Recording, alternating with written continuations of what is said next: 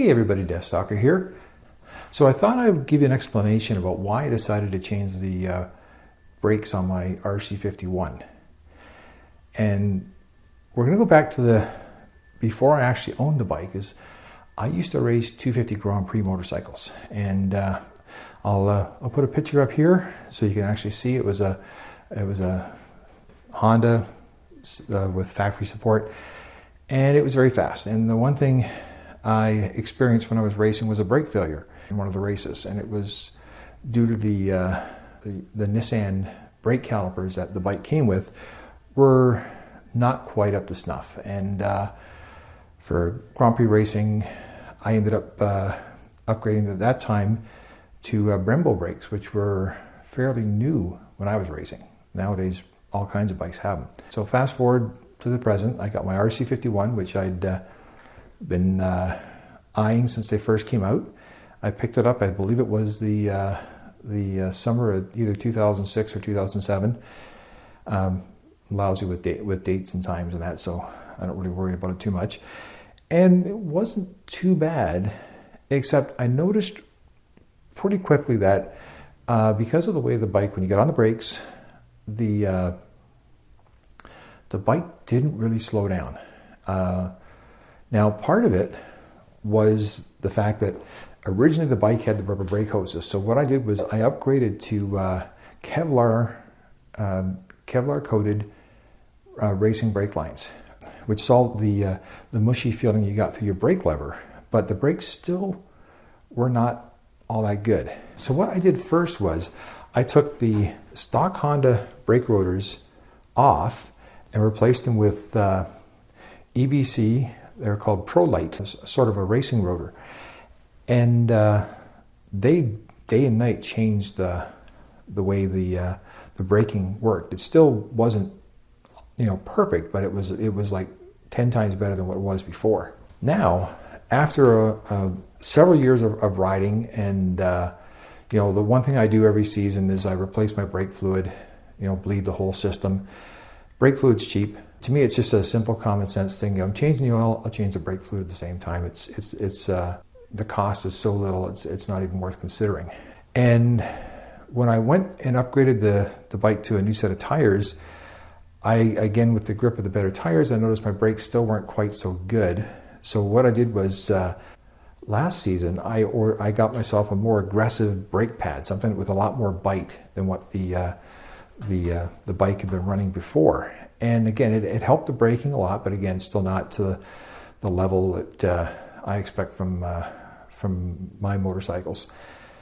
And I'll cut a shot in here so you can see that these more aggressive brake pads, which were like really biting into these discs, weren't slowing the bike down that much. And more importantly, these rotors are actually heavily gouged. So you can sort of see how much those rotors have been gouged by those harder brake pads. Our roads aren't the cleanest things around, so it could have been something that got caught in there, but like on both sides, they're pretty chewed up. So I knew they were going to have to be replaced, and I didn't want to replace them with what I had. Like the EBCs were okay, but I knew from experience, Brembos were better. When I bought the RC51 and wanted to upgrade, I was still paying the bike off, so the idea of spending over probably $1,500 on a new brake system was out of the question, because I still had payments to make. This winter, I finally decided I was going to pull the trigger and actually go and spend the money on a new set of brake calipers, master cylinder, and rotor. So the first thing is I could actually just order a Brembo caliper, very similar to this, that would actually just bolt onto this bike. And the price difference between that and upgrading to a full, like an M4 system, which is what you see on most performance motorcycles nowadays with the radial type calipers, really didn't make it worth my while. Plus, this is essentially old technology. It works, but not quite as good as the newer stuff. So the first thing I had to do was find someone who actually had a replacement adapter to fit the M4s. And if you go on eBay, and there's some other places as well, there are people who sell them. And basically, this is a bolt-on system. It fits in the exact standard places that this bracket here mounts in, and allows you to mount an M4 caliper to replace the existing caliper.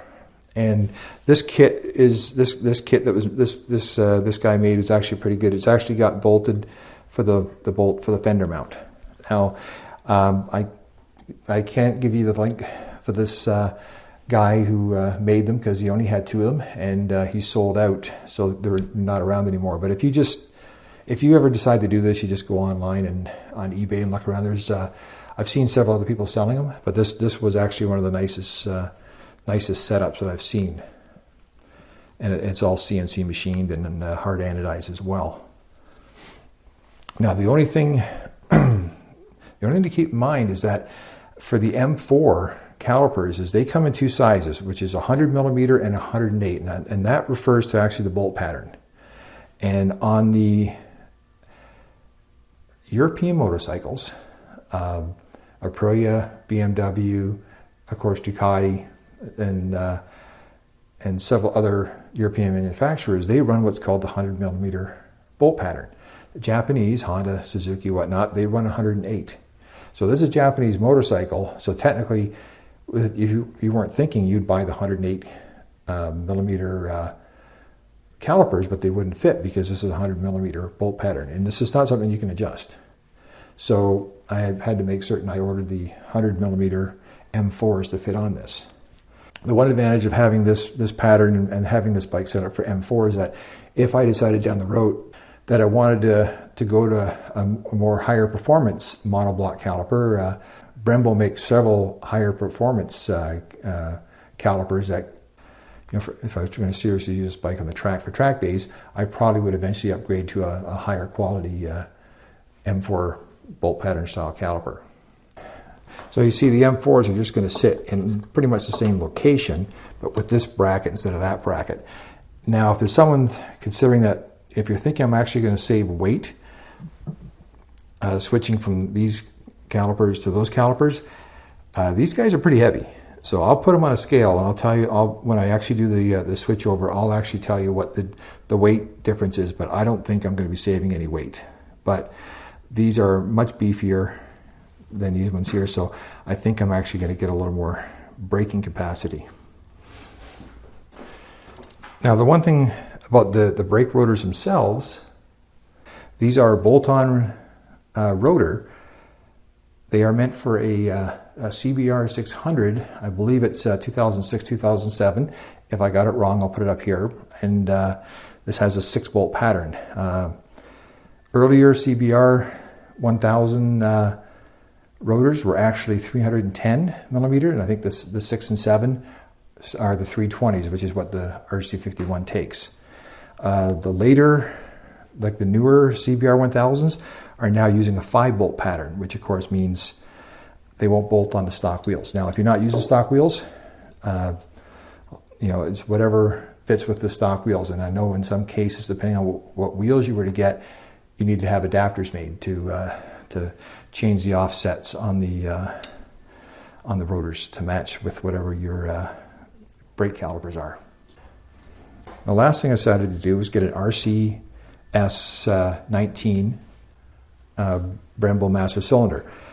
These are adjustable multiple ways. This is not the Corsa model, which is technically more of a track-oriented one, but again, it's got the multiple adjustments, and this one actually came with a kit for the master cylinder brake fluid reservoir, and it was actually not a bad price. The advantage of this is that this is, I know right out of the box, this is going to be a better master cylinder than what I currently have on the RC51, which is just a stock production Honda part. So this will actually improve the feel in the lever, and probably as a package it'll work better on the RC51. Now, the only thing I do know is that the brake switch for that master cylinder is wired differently from the way it works on a Japanese motorcycle. So I'm going to have to go on the forums and figure out what has to be done with that. I remember reading it casually when I was looking at stuff, and Of course, now that I'm doing this, I got to actually look at it and see what I'm doing to make certain it works properly. So anyways, that's pretty well what I'm doing and why I'm doing it. And what I'm going to do is, this is going to be the end of this video, and then the next video you see, which should be a week after this video, is when I'll actually do the actual swap, where I'll have to replace the rotors on the rims, and then replace the whole brake system. The only thing I'm actually planning on using is the Kevlar lines. They are working just fine. They're doing what they're supposed to do, and I'll just reuse them because they're actually the correct length for the bike anyways. So anyways, I hope you enjoyed this. If you have any questions or comment, please feel free to put them in there. Any suggestions? The Stalker signing off.